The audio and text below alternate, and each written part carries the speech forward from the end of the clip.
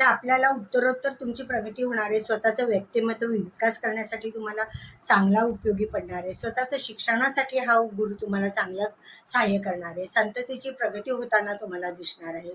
त्याच्यानंतर स्वतःचं काम करण्याची कपॅसिटी, पॉझिटिव्हिटी, सकारात्मकपणा हा अतिशय तुम्हाला वाढलेला दिसणार आहे. जरी सप्तमामध्ये शनी राहू असले तरी तुम्हाला ह्या गोष्टीचा फारसा फरक पडणार नाही. हां, कामं स्लोली होणार आहे, पण तुम्ही स्लोली झाली तरी स्टडीली तुम्ही करा ना, काही प्रश्न नाही. थोडंसं नियोजन करा, थोडंसं तुम्ही चांगल्या प्रकारे नियोजन केलं आणि आत्मविश्वासाने आणि सकारात्मकतेने जर तुम्ही हा काल घालवलात तर तुम्हाला कोणी अडवणार नाही. एक तर तुमची रास बुद्धिमत्तेची, बुद्धीचा वापर चांगलाच करा. बुध चांगला आहे त्यामुळे त्याचा वापर तुमचा चांगला करा. स्वतः तुम्ही हुशार आहात त्यामुळे हुशारीचं, आत्मविश्वासाचं तुमच्याकडे तुम्हाला देवाने देणगी दिलेली आहे ती बुद्धिमत्तेची. मग तुम्हाला आता काय करावं लागणार तर आपला आत्मविश्वास वाढवणं हा आपलं काम आहे. सकारात्मक दृष्टिकोन ठेवणं हे तुमचं काम आहे. त्यामुळे हे सप्तमातले शनी राहू तुम्हाला काही करणार नाही.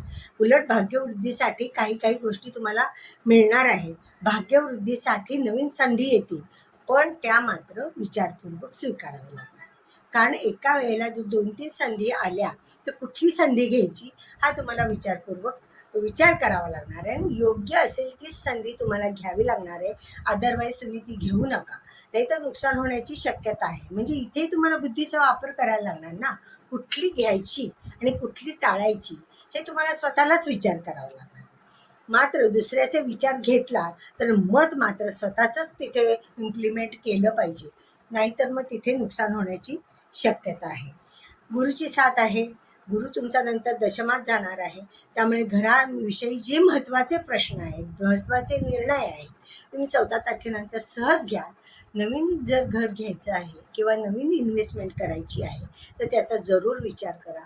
तुम्हाला चांगली संधी मिळतील, चांगल्याच तुम्हाला अपॉर्च्युनिटी समोर दिसतील. मग कुठली घ्यायची संधी आणि कुठली नाही हे मात्र तुम्हाला ठरवावं लागणार आहे. त्याच्यानंतर जे लाभ होत आहेत त्याच्यामध्ये थोडंसं नुकसान होतं ना असं तुम्हाला वाटत असेल, पण असं काही होणार नाही आहे. कारण तुम्ही जर विचारपूर्वक निर्णय घेतले गेले तर त्याच्यात नुकसान होणार नाही. कारण काम करतानाच थोडंसं विचार करण्याची जरूर आहे, तर बाकी काही नाही. म्हणजेच काय, तुमची बुद्धिमत्ता आहे ती तुम्हाला वापरली पाहिजे, कल्पनाशक्ती आहे ती तुम्हाला वापरली पाहिजे. योग्यरित्या योग्य ठिकाणी जर वापरली तर काही प्रश्न नाही, कुठलंच निगेटिव्हिटी येणार नाही. सगळ्या गोष्टी तुम्हाला पॉझिटिव्हली मिळतील.